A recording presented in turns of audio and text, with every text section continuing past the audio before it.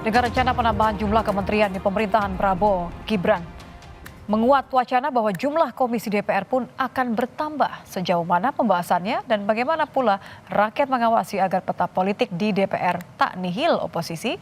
Lengkapnya dalam ulasan Istana bersama jurnalis Kompas TV, Friska Clarissa.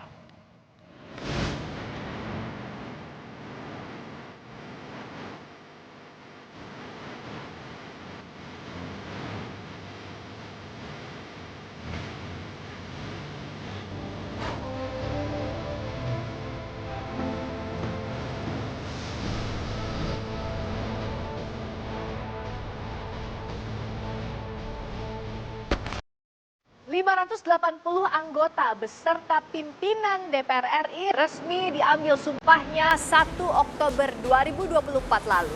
Dengan rencana bertambahnya jumlah kementerian di pemerintahan Prabowo Subianto Gibran Rakabuming Raka, jumlah komisi pun akan bertambah. Lalu bagaimana agar penambahan komisi bisa memaksimalkan kerja pengawasan terhadap pemerintah yang jadi mitra kerja para anggota DPR? Bagaimana pula harapan rakyat terhadap para wakilnya di gedung Dewan? Lengkapnya dalam ulasan Istana bersama saya, Friska Clarissa.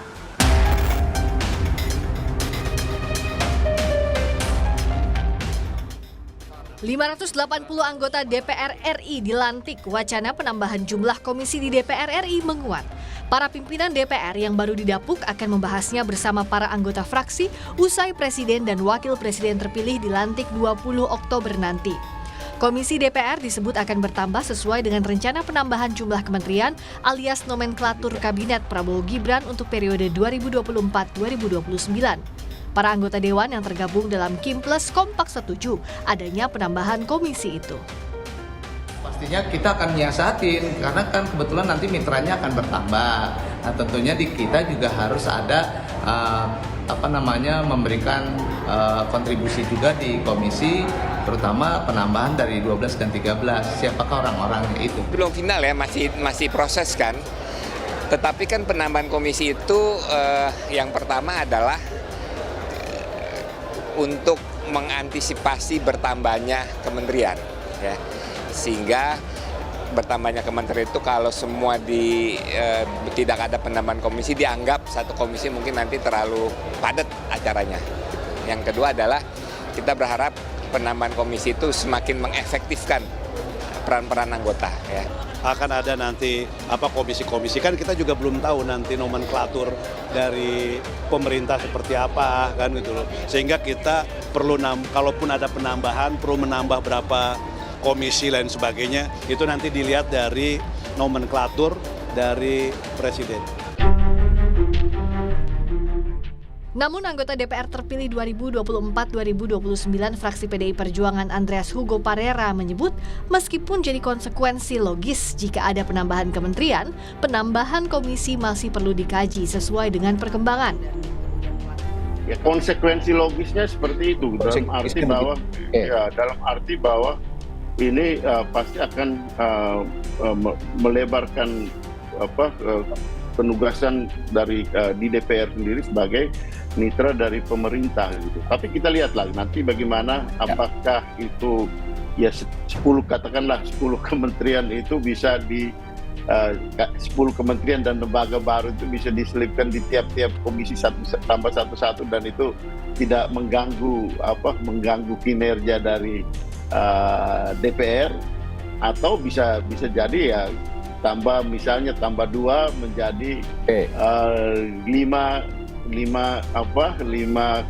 kementerian dan lembaga bermitra dengan satu komisi yang ditambah, sehingga seperti yang beredar juga yang kami dengar juga menjadi 13, kurang lebih seperti itu gitu. Ya. Hingga pelantikan anggota DPR periode 2019-2024 lalu, jumlah komisi di DPR terdiri dari 11 komisi, sebagai bagian dari alat kelengkapan Dewan yang memiliki lingkup tugas yang berbeda. Secara umum, setiap komisi mempunyai tugas di bidang legislasi, anggaran, dan pengawasan dengan mengadakan rapat kerja dengan pemerintah yang diwakili kementerian atau lembaga sesuai dengan bidangnya, juga masyarakat umum. Yang juga menarik, pimpinan DPR telah dilantik. Puan Maharani kembali terpilih menjadi Ketua DPR RI setelah melalui rapat perwakilan partai politik. Sesuai Undang-Undang MD3, Ketua DPR merupakan jatah yang didapat oleh parpol pemenang pemilu. PDIP menunjuk Puan untuk kembali jadi Ketua DPR. Puan didampingi Adis Kadir dari Golkar, Sufmi Dasko dari Gerindra, Cucun Syamsurijal dari PKB, dan Saan Mustafa dari Nasdem. Berdasarkan kutipan Kompas.id, Putut Adianto, anggota fraksi PDIP di DPR mengakui mulusnya Puan duduk sebagai ketua DPR berkat kompromi politik antar parpol. Putut bilang, artinya di sini sedang dikembangkan persahabatan, sedang dikembangkan titik-titik kerjasama, sedang diupayakan separsial mungkin kompromi terbaik itu yang mana. Sikap PDIP di pemerintahan Prabowo masih dinanti. Namun, jika PDIP merapat ke Kim Plus, bisa jadi tercipta pemerintahan absolut tanpa oposisi. Dari survei Litbang Kompas yang dilakukan 4 hingga 10 September 2024, ditanyakan soal seberapa penting oposisi di DPR. 56% menjawab penting, 29,5% menjawab sangat penting, 3,9% menjawab kurang penting, 1,7% tidak penting, dan 8,6% menjawab tidak tahu.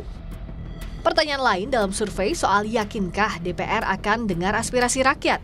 4,3% menjawab sangat yakin, 54,4% menjawab yakin, 33,1% tidak yakin, 2,2% sangat tidak yakin, dan 6% menjawab tidak tahu. Soal hal yang perlu diperbaiki bagi DPR mendatang, 51% responden menyebut mendengar aspirasi masyarakat, 6,6% memiliki integritas, tidak korupsi, tidak langgar hukum, 11,1% kerja cepat selesaikan undang-undang, dan 9,6% menyatakan tidak tahu. Itu soal aspirasi, 20% lebih responden itu merasa bahwa kedepannya baiknya anggota DPR itu bisa lebih mendengarkan masyarakat. Poin kedua tadi adalah soal integritas, yang ketiga adalah soal kerja cepat. Gitu. Ya. Itu kan juga relatif sesuai dengan apa yang kita tangkap selama 5 tahun terakhir ya. Soal aspirasi misalnya kita melakukan survei secara periodik, 3 bulan sekali itu kita bisa melihat di titik-titik kritis. Di mana misalnya ada produk legislasi yang dirasa tidak sesuai dengan kepentingan masyarakat, itu memang citranya menurun. Soal oposisi ini yang mungkin bisa jadi nanti butuh diskusi ya, karena betul. publik itu 85% lebih merasa harus ada nih sosok Oposisi di situ. oposisi.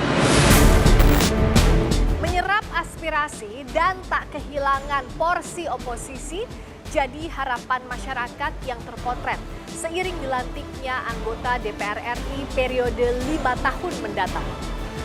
Memaksimalkan fungsi pengawasan terhadap eksekutif dan marwah sebagai wakil rakyat harus dijaga, bukan mengedepankan kepentingan kelompok semata.